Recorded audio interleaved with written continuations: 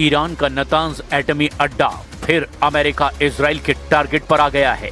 Iran की Tasnim news agency की report के मुताबिक परमाणु अड्डे पर बमबारी से भारी नुकसान पहुंचा है।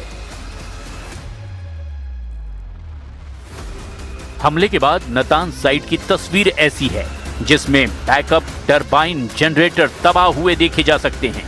पावर सप्लाई की सपोर्ट बिल्डिंग भी बमबारी में झुलस गई है। अमेरिका इजराइल के हमले में नतांज साइट का इलेक्ट्रिकल सबस्टेशन जलकर राख हो गया है। जंगी जेट से ड्रॉप किए गए बमों ने नतांज अड्डे के पायलट फ्यूल प्लांट को भी बर्बाद कर डाला है।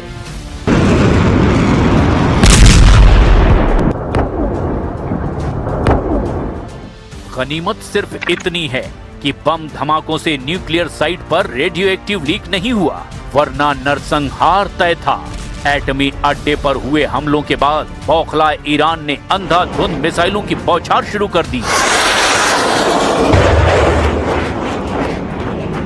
ईरान की मिसाइलें यरूशलेम के वेस्टर्न वॉल और डोम ऑफ द रॉक कंपाउंड के करीब फटने लगी हैं। जूनियर खामनेई के विस्फोटक रॉकेटों के धमाके तेल अवीव और वेस्ट बैंक को दहलाने लगे हैं।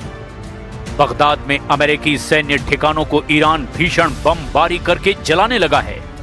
ईरान के हमलों के डर से नेटो सेना इराक से उल्टे पांव भागने लगी है। 8 साल से इराक में तैनात नेटो फोर्स युद्ध के बीच में ही अमेरिका को छोड़कर भाग खड़ी हुई है। नेटो फोर्स के टॉप कमांडर जनरल एलेक्सिस ग्रिनकविच ने जानकारी दी कि इराक से नेटो के मिशन से जुड़े सैकड़ों कर्मचारियों को यूरोपीय देशों में भेजा गया है। उत्तरी इराक में ब्रिटेन, फ्रांस और इटली के सैन्य ठिकानों पर सिलसिलेवार हमलों के बाद ये कदम उठाया गया। इराक से वापस लौटे नेटो कर्मचारी अब इटली के नेपल्स में नेटो के मुख्यालय में एक्टिव होंगे। नेटो फोर्स के इन्हीं फैसलों पर ट्रंप भड़के हुए हैं। उन्होंने युद्ध में साथ न दे रहे नेटो सदस्यों को कायर तक कह दिया है। हालांकि इसके बाद भी किसी नेटो देश ने युद्ध का रिस्क लेना सही नहीं समझा, जिसके बाद ट्रंप ने फिर से हॉर्मुज में नेटो से मदद मांगी है। हॉर्मुज में अमेरिका की मुश्किलें बढ़ने के बाद ब्रिटेन ने बड़ा कदम उठाया है। प्रधानमंत्री कीर स्टारमर ने अमेरिकी सेनाओं को ब्रिटेन के सैन्य अड्डों से ईरान पर हमले का लाइसेंस दे दिया है। अमेरिका अब RAF फेयरफोर्ट और हिंद महासागर के डियोगो गार्सिया बेस का इस्तेमाल हॉर्मुज स्ट्रेट में डिफेंस के लिए कर पाएगा।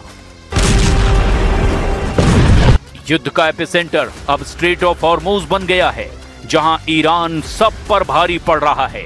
लेकिन ट्रंप हॉर्मुज स्ट्रेट पर कंट्रोल का मिशन शुरू कर चुके हैं। अमेरिका ने अपने सबसे विध्वंसक हथियारों को वॉर जोन में भेजना शुरू कर दिया है। ट्रंप ने बॉक्सर एम्फीबियस रेडी ग्रुप और 11वीं मरीन एक्सपीडिशनरी यूनिट को हॉर्मुज पर कंट्रोल के लिए भेजा है, जिसके साथ USS पोर्टलैंड और USS कॉमस्टॉक ट्रांसपोर्ट डॉगशिप भी भारी भरकम हथियारों को लेकर पहुंचे हैं। इन तीनों जहाजों पर 4000 से ज्यादा मरीन्स और सैनिक तैनात हैं। USS बॉक्सर पश्चिम एशिया पहुंचकर USS त्रिपोली से जुड़ जाएगा। USS त्रिपोली पर पहले से ही 2200 मरीन्स तैनात हैं। अब ईरान के पास कुल अमेरिकी सैनिकों और मरीन्स की तैनाती 8000 के पार पहुंच गई है। ट्रंप को पता है कि हॉर्मुज में ईरान को हराना आसान नहीं। हालांकि वो दावा कर रहे हैं कि इसके लिए उन्हें कई देशों की मदद चाहिए। It's a simple military maneuver. It's relatively safe, but you need a lot of help in the sense of you need ships, you need volume. And NATO could help us, but they so far haven't had the courage to do so. जिस तेल root को block कर Iran ने America की हेकड़ी गुल कर दी है, वहां कब्जे के लिए ट्रंप ने जिन हथियारों पर भरोसा जताया है, उनके नाम भी जान लीजिए। अमेरिका ने हॉर्मुज फ्रंट पर F-35B stealth fighter jet, MV-22 Osprey, ये टिल्ट रोटर एयरक्राफ्ट है, CH-53E भारी helicopter, AH-1Z Viper attack helicopter, UH-1Y Venom utility helicopter, A-10 वॉथोंग विमान और अपाचे हेलीकॉप्टर हथियारों के साथ 5000 पाउंड के बंकर बस्टर बम भी भेजे हैं।